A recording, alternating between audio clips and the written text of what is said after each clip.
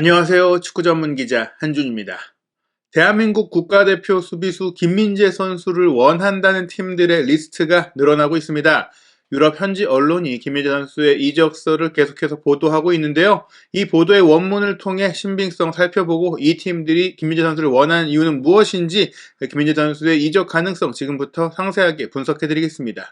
김민재 선수를 원하는 팀으로 벤피카와 브라이튼 앤 호브 알비온이 등장했습니다. 포르투갈을 대표하는 명문 클럽 벤피카 그리고 프리미어리그에서 전술적으로 뛰어난 실력을 인정받은 브라이튼이 언급됐다는 것은 어느 팀이든지 김민재 선수에게 좋은 옵션이 될 수 있는데요. 이 팀들을 언급한 매체는 프랑스의 이적 시장 전문 뉴스 푼 메르카토입니다. 사실 이 두 팀보다는 프랑스 클럽 스타드 렌이 김민재 선수를 원한다는 내용 속에서 경쟁팀으로 언급을 한 것인데요. 우선 보도 내용부터 살펴보겠습니다. 스타드 렌이 수비 강화를 위해 새로운 선수를 찾고 있다. 나예프 아게르드가 웨스트햄으로 이적하면서 최소한 다음 시즌을 위해 2명의 수준급 센터백이 필요한 상황이다.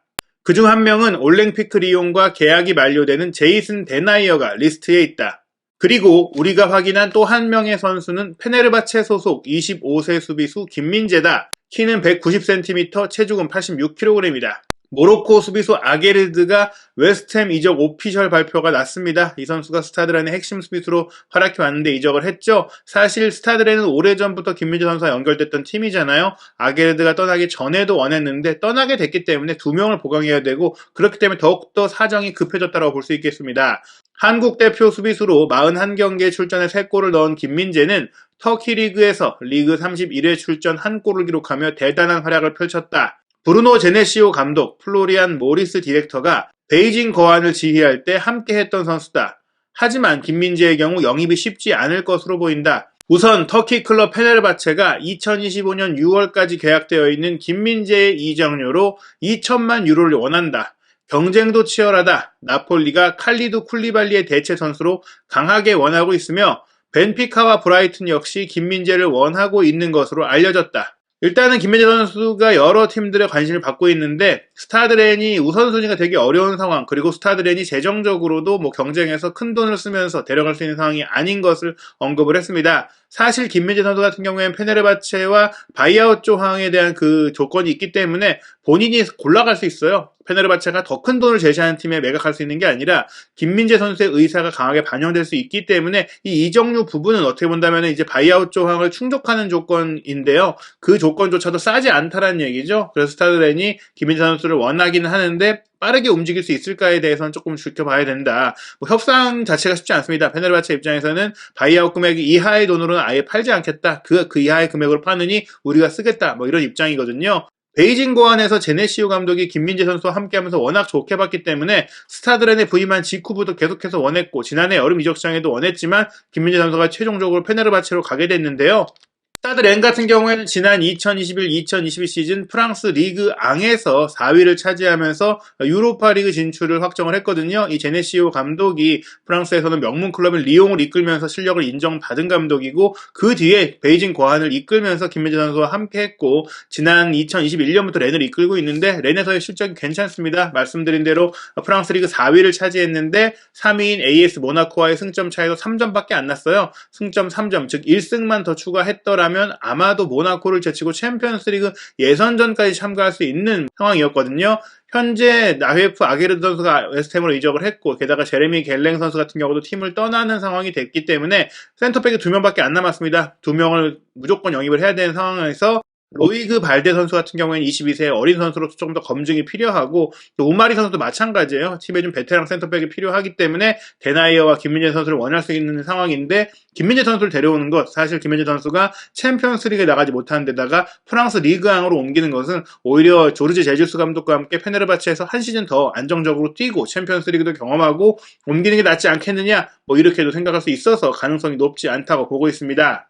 그 다음으로 언급된 팀이 벤피카인데요. 벤피카 같은 경우에는 로거 슈미트 감독이 막 부임을 했습니다. 로거 슈미트 감독도 베이징 고안에서 김민재 선수와 함께 했었고 무엇보다 김민재 선수를 영입하는 데 있어서 적극적으로 추진했던 인물이기 때문에 김민재 선수에 대한 좋은 평가를 계속해서 해오고 있는 인물이죠. 일단 로거 슈미트 감독 같은 경우에는 네덜란드의 강호인 PSV 에인토벤을 이끌면서도 김민재 선수 영입을 추진했던 것으로 알려져 있기 때문에 벤피카에 부임하자마자 김민재 선수 영입을 요청한 것으로 보입니다. 벤피카 같은 경우에는 2021-2022 시즌 포르투갈 리그에서 3위를 차지하면서 챔피언스 리그 3차 예선부터 치르게 됐거든요. 일단 1, 2차 예선 일정에 따라서 3차 예선의 상대팀이 결정되는데 벤피카도 페네르바체처럼 챔피언스 리그 예선전을 소화할 수 있어서 본선 진출 가능성이 있고 또 벤피카가 팀으로서의 명성이라든지 또 챔피언스 리그에서의 성적이라든지 게다가 이제 로거 슈미트 감독이 부임했다는 점에 있어서 김민재 선수에게 꾸준히 출전 기회를 줄 수 있는 부분까지도 좋은 옵션이 될 수 있다고 볼 수 있겠습니다. 게다가 벤피카는 센터백 라인을 보강해야 하는 상황인데요. 지금 이제 젊은 센터백인 루카스 베리시무, 브라질 수비수 같은 경우에는 부상의 문제가 좀 있었고요.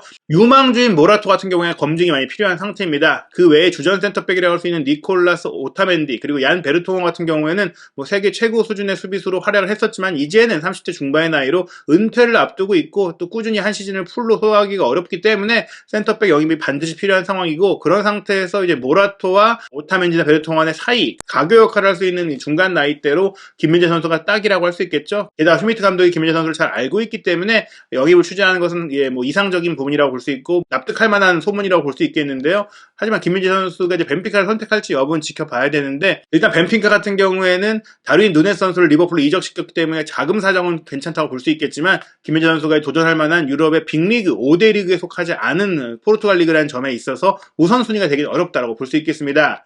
김민재 선수가 이적을 한다면 물론 개인적으로 어떤 또 조건을 제시받고 또 어떤 환경에서 뛸 수 있는지 또 본인을 얼마나 중용하는지를 좀 신경 쓴다고 하지만 이상적인 것은 역시 프리미어리그, 본인이 꿈꾸는 무대는 프리미어리그거든요.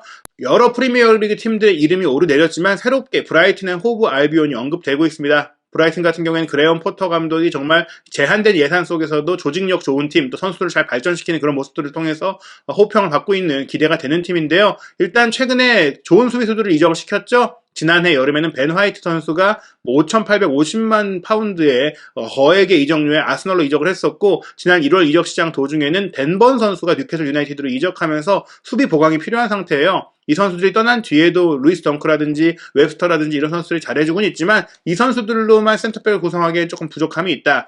그 외에 센터백 라인에 있는 선수들로서는 뭐 벤 헤크라든지 더피라든지 클락이라든지 로버츠 같은 선수들은 경험이 부족하거나 검증이 안 됐거나 또 실력적으로도 아쉬운 평가를 받고 있다 보니까 웹스터와 덩크 이 선수들과 함께 보조를 맡은 선수가 필요하고 포백과 쓰리백을 혼용하는 브라이튼 입장에서는 더더욱이나 센터백 한 명이 더 필요하거든요. 무엇보다 이 브라이튼 같은 경우에 올 여름 이적 시장에 포백 라인을 보호할 수 있고 수비 라인 앞에서 커버할 수 있는 비스마 선수가 토트넘으로 이적을 확정을 했고 레프트백과 왼쪽 센터백, 왼쪽 윙백이 모두 가능해서 왼쪽 측면 수비 라인은 전체를 아우르는 활약을 펼쳤던 마르크 쿠쿠렐라 선수가 맨체스터 시티로 이적할 가능성이 매우 크기 때문에 더더욱이나 수비 보강이 필요한데요. 쓰리백을 쓸 때 분명히 검증된 센터백이 필요하고 빌드업이 좋은 선수가 필요한데 김민재 선수가 적절한 이적료에 이런 보강이 될 수 있는 선수로서 꼽히고 있는 것 같습니다.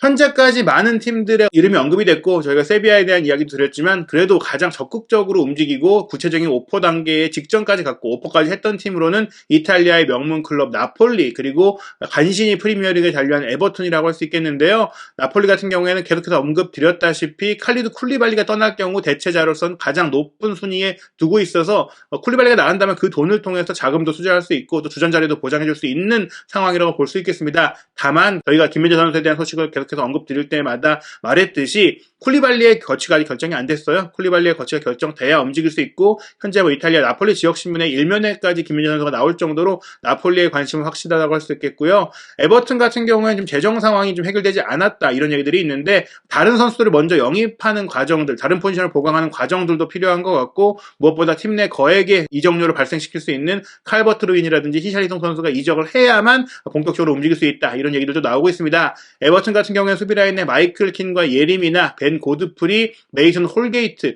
제러드 브랜스웨이트 같은 선수들이 있는데 브랜스웨이트는 아직 좀 많이 어린 선수다 보니까 주전으로 쓰기는 어렵고요. 예림이나는 부상이 좀 잦은 편이죠. 그리고 고드프리와 이제 홀게이트, 마이클 킨이 좀 있는데 마이클 킨 같은 경우에는 속도의 문제라든지 여러 가지로 램파드 감독이 교체하고 싶은 선수로 꼽히고 있다 보니까 김민재 선수가 가세할 경우에는 일부 선수가 정리될 수 있고 또 유망주 같은 경우에 임대를 갈 수도 있고 김민재 선수가 충분히 출전 기회를 잡을 수 있는 상황이 될 수 있기 때문에 나폴리로 가든 에버튼으로 가든 좋은 선택일 수 있는데 일단 이탈리아 무대로 가는 것은 적응의 문제라든지 전술적인 문제라든지 언어적인 문제라든지 조금 어려움이 예상될 수 있거든요.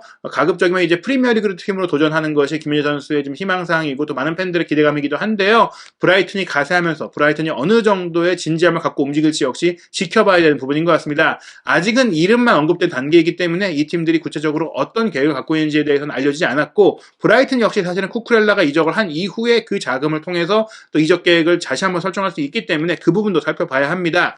김민재 선수에 대한 소식은 한준TV에서 유럽 현지 네트워크를 통해서도 직접 팩트체크를 하고 있으니까요. 또한 진전된 소식이 있다면 한준TV를 통해 확인하시기 바랍니다. 한준TV의 여름 이적시장 콘텐츠 트랜스퍼 H 새로운 영상 놓치지 않으시기 바라고요. 구독, 좋아요, 알림 설정을 통해 빠르게 확인하시기 바랍니다.